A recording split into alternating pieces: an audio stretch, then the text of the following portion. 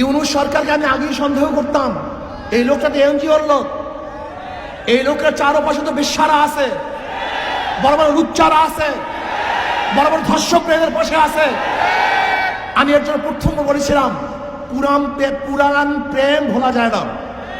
ইউনূস সরকারের সাথে যেই ওই পতিতাদার সম্পর্ক, এই সম্পর্ক সে ভুলতে পারে নাই। এর জন্য আমি প্রথমেই বলেছিলাম যে খবরদার বিদেশি এবং অপসংস্কৃতি আমাদেরকে চাপিয়ে দেবেন না। তখন তিনি হাসি দিয়ে বলেছিলেন, না না না না না না, নারী নীতি, ওটা নারী নীতি নয়, বেশ্যা নীতি।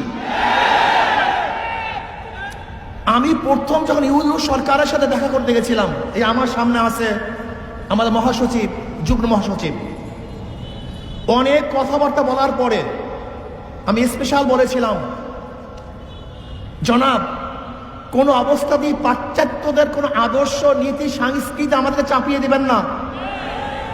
আমার আগেই সন্দেহ ছিল, আমি আগেই সন্দেহ করতাম।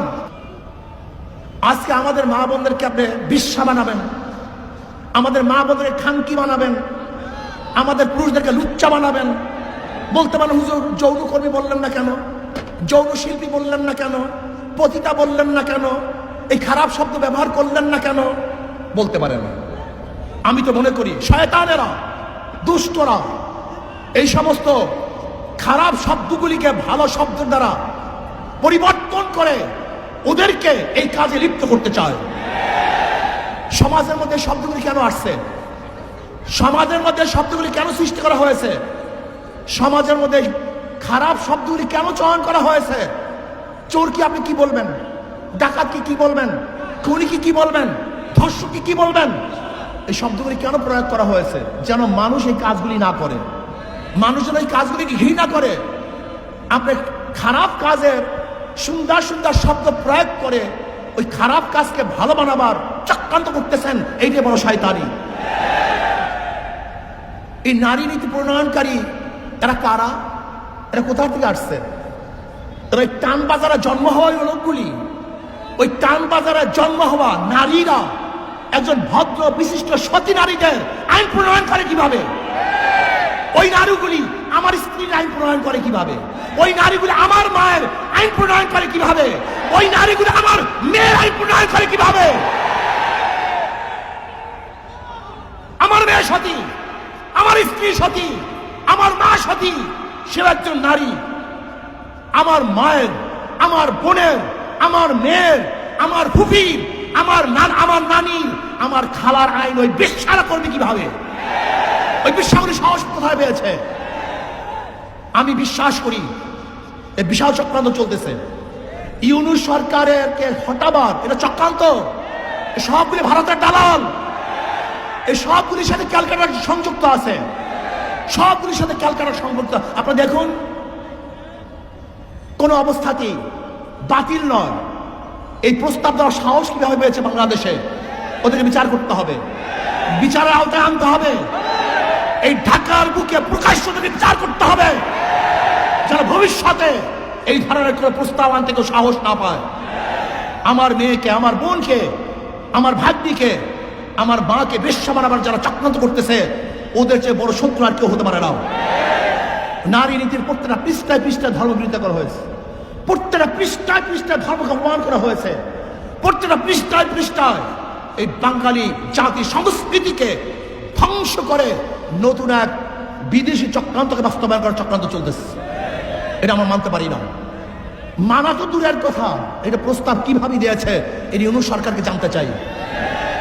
আজকে বাংলাদেশের সবচেয়ে বেশি সংস্কারের পক্ষে এবং এই সরকার যেন সময় পায় সংস্কারের জন্য, ইসলামী আন্দোলন বাংলাদেশ সবচেয়ে বেশি ভূমিকা পালন করতেছে। তারা প্রথমে যে কথা বলছে, আজও সেই কথা বলছে। আপনাকে সুখে থাকতে কি ভূতে কিলায় নাকি? আপনাকে ভূত পেয়েছে? আপনাকে ভূতে কিলায়? যদি ভূতে পেয়ে থেকে এমন কিলান শুরু করবো, আপনি দেখতে পারবেন না এক মুহূর্তও। বিয়াকুব নাকি, যেখানে আমরা সবচেয়ে বেশি এদের জন্য ভূমিকা পালন করতেছি, আর উনি ইসলামকে জলঞ্জলি দিয়ে মনে করছে উনি কিছু দেখাইলেই সবাই বাহবা দিবে। বাংলাদেশের মানুষ চিনেন? এই যে দেখেন মেট্রো রেল শেখ হাসিনা করছে, মনেও কেউ করে না। যমুনা ব্রিজ করছে, একবার কেউ ভুলে উচ্চারণ করে না। ওনার উন্নয়নের কথা সবাই ভুলে গেছে। বাংলাদেশের মানুষ চেনেন আপনি?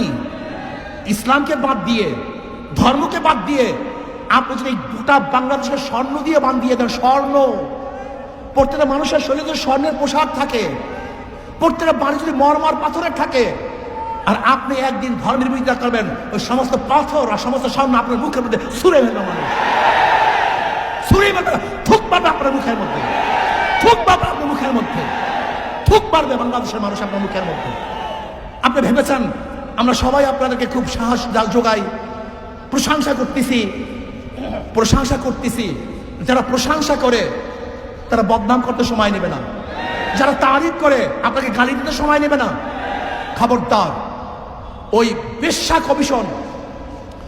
বেশ্যা কমিশনদেরকে আইনের আওতায় নিয়ে আসেন, ওদেরকে বিচারের আওতায় নিয়ে আসেন। আমি অভদ্র ব্যবহার করতেছি, অভদ্র ভাষা ব্যবহার করতেছি অভদ্রতার জন্য। এখানে আমি কোনো সুভদ্র ভালো ভাষা ব্যবহারই করতে চাই না। এবং ইউনূস সরকারের পায়ের নিচের থেকে মাটি সরাবার ষড়যন্ত্র চলছে, অনেকটা অগ্রসরও হয়ে গেছে।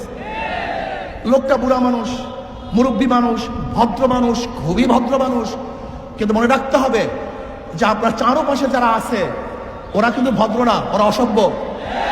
এই অসভ্যগুলিকে আপনার পায়ের থেকে মাটি সরিয়ে ফেলবে। এর জন্য নারী কমিশনের এই শয়তানি বন্ধ করুন, ওদেরকে অ্যারেস্ট করুন, ওদেরকে বিচারের আওতায় আনুন। যদি বিচারের আওতায় না আনেন এবং বন্ধ না করেন, তাহলে কত ধানে কত চাল আপনি দেখতে পারবেন।